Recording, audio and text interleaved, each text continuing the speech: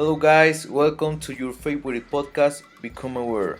Today, I'm very happy because I'm with three specialists on the today's topic, which is animal abuse. Okay, begin. First of all, we have all heard about this topic because it's a very controversial topic worldwide, and most people are uninformed about this. So I was thinking of calling these wonderful people um, to talking about animal abuse. But please introduce yourselves. Hi, my name is Aisha. It is a pleasure to be here today. Hi, I'm Frida. Hi, I'm Mildred, and I am also against animal exploitation. Okay, thank you. I would like to start with animal abuse is more common than we would like to believe. This happens because we see as normal practices that are part of this problem, and some others are various violent practices disguised as entertainment. A clear example is bullfighting, a practice where a bullfighter kills a bull by stabbing him with some swords. For example, I had a friend who was a bullfighter and he was proud to be one. When I talked to him about it, I realized that it was normal for him, an everyday thing. So it's a clear example that there are many behaviors that are believed to be good or normal and they aren't. Another extremely cruel practice is dogfighting, where the reality of these dogs is very sad. Last week I went with Frida to a shelter where there were rescue dogs of that kind, and it's sad to see that they had irreparable damage. Really, it's very sad. Well, now let's let our specialist Aisha tell us about other situations where animal abuse is present. Now that you state it, I have an example about animal cruelty. We can see in how there are still companies that use animals to taste beauty products. Yeah, we know that many companies for many years tested their products on animals, even though they say that isn't like that. It's just like a super famous brand that if perhaps in the United States they don't do it, but the same company which branch in China, they're still doing it. We have to raise awareness about the use of cosmetics. Is it something we couldn't live without? Is it really so important?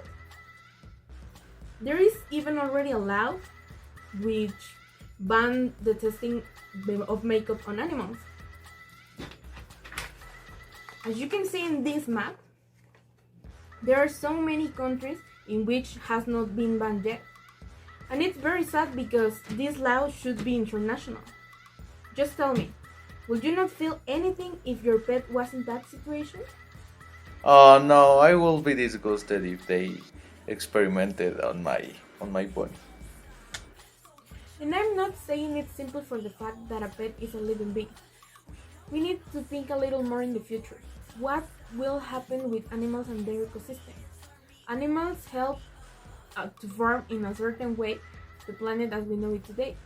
So if in some years many species will be extinct, what will happen with the planet? I know that these questions may not have a specific answer for different reasons, like different cultures for example, but we need to think a bit if something so superficial is more important than a living being. Yeah, but guys, are you agree if now talk about animal abuse? Well, I want to talk about animal abuse in Mexico City. Currently it is known that it's already penalized with 4 years in prison and 6 in case of agony prevails in the pet. I know that's nothing new, but we're going to step by step, so that's going to be a good news. It is a good news. And I also found that Mexico is the third place in the world in case of animal abuse. I don't want to have problems, guys, but I just found that the 86% of aggressors are men.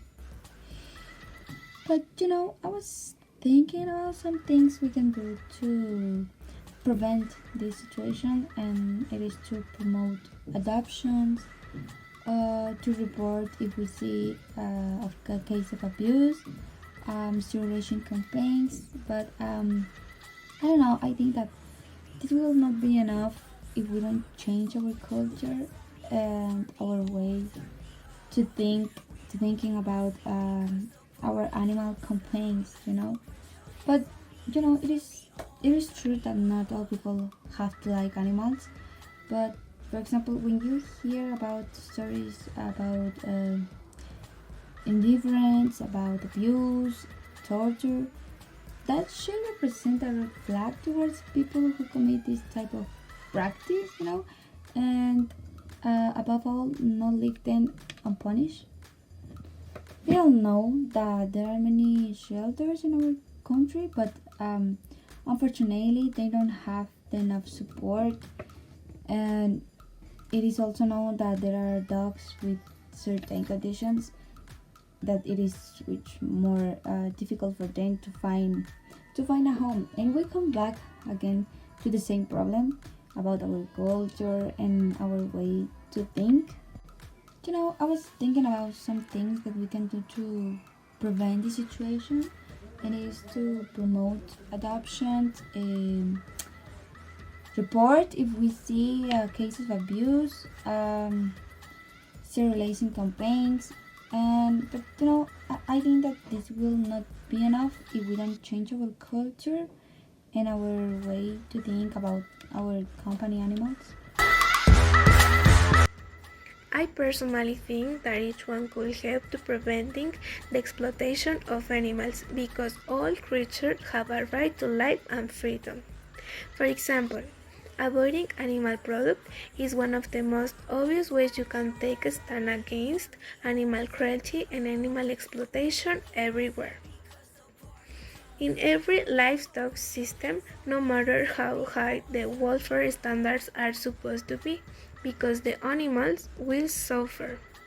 The individual animal welfare is never optimal in any husbandry system.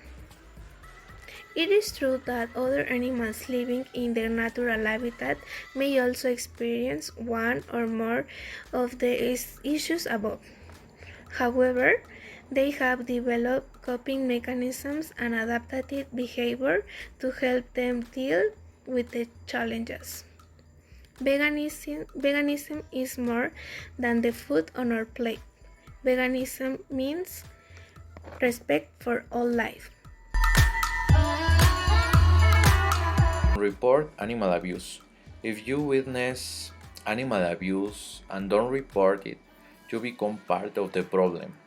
By deciding to remain silent, even if you don't participate in the act, you become an indirect abuser. In conclusion, any type of animal abuse is a warning about the possibility of other forms of domestic violence. Animals deserve all of protection and affection because they are part of life and by nature we must take care of them. Well, I wish you a happy Wednesday and see you in another episode of your podcast Become Aware.